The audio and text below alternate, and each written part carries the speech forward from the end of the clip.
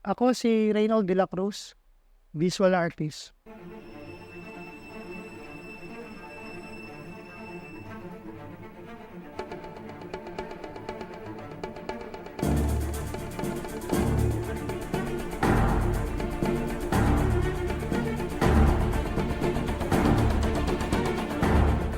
Ang naging inspirasyon ko sa ginawa ko at i-exhibit ko sa Museo ng Muntinlupa ay yung mga kwento tungkol doon sa comics.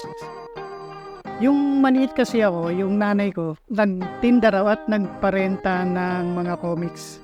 Kala ko simpleng pagtitinda lang yon, pero may mas malalim pa at mahalagang bagay pala dun sa kwento na yon. Yung isang araw na natanong ko sa nanay ko, "Nay, di ba nagtinda tayo ng comic?" "Ah, oo," sabi ng nanay ko. "Hindi lang yun basta nagtinda, yun din ang nag-survive sa atin nung panahon na mahirap ang buhay.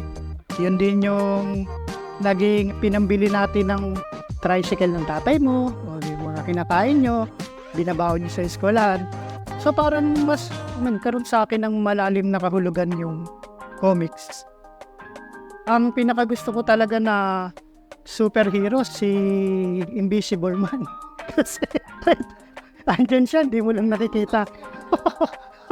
Actually lahat, pag bata ka, pag may nakita kang superhero, gusto mong gayahin. Kagaya nung Incredible Hulk, nagbibihis pa ako nung maliit na polo ko, pero hindi ko masyadong ito iano sa botones. Oo. Gagawin ko, akit ako dun sa mga buhangin na matataas na sa mga hardware dun sa amin. Tapos sisirahin ko yun, nagpipiling Incredible Hulk ako. Minsan naman, di ba, mga Superman, mapapanood mo, mga Captain Barbell, akit ako sa bubong namin, hindi naman sobrang taas ng bubong namin nung araw. Tatalon ako na may kapa ako ng, huhubarin ko yung sando ko, isusuot ko rito. Tapos parang feeling ko ako si Superman. So, yun yung mga bagay na parang fantasy mo nung maliit na napapanood mo lang pero gusto mong gayahin.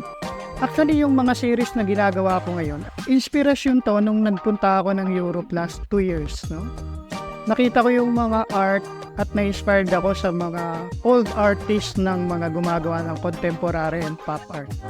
Sabi ko, parang nakikita ko na to nung maliit pa ako, yung mga word of sound and action ng mga pop, blam, bam, di ba, pow.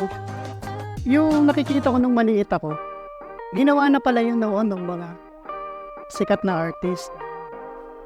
So sabi ko, bakit hindi ko pagsamahin yung ginagawa ko ngayon saka idea ko noon, no? Kaya ang naging title ng show ay Co-Mix. Parang hinalo ko, parang gano'n.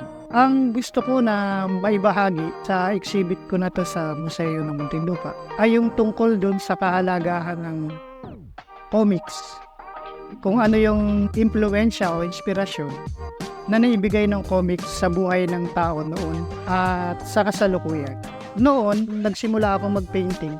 Gumawa ako ng isang beauty queen, si Miss Belgium noong 1992.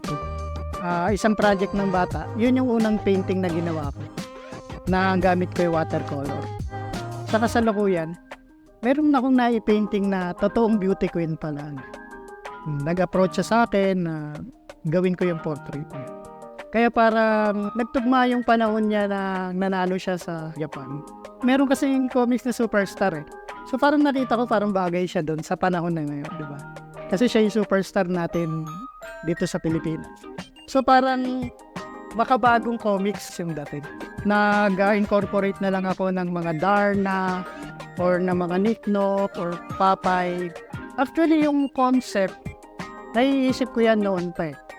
Yung execution na lang sa canvas kung paano mo siya pagsasama-samahin, anong elemento ang mga babagay sa subject sa bawat pyesa.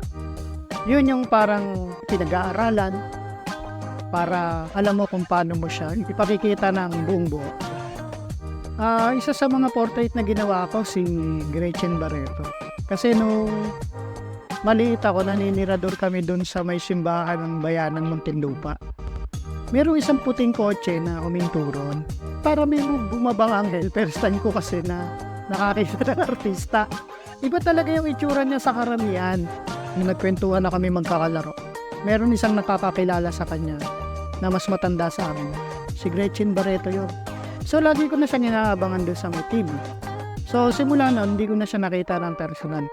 Kaya naisip ko na gumawa ako ng isang pyesa na mapapakita na nung panahon na yon parang naging special siya sa isipan ko.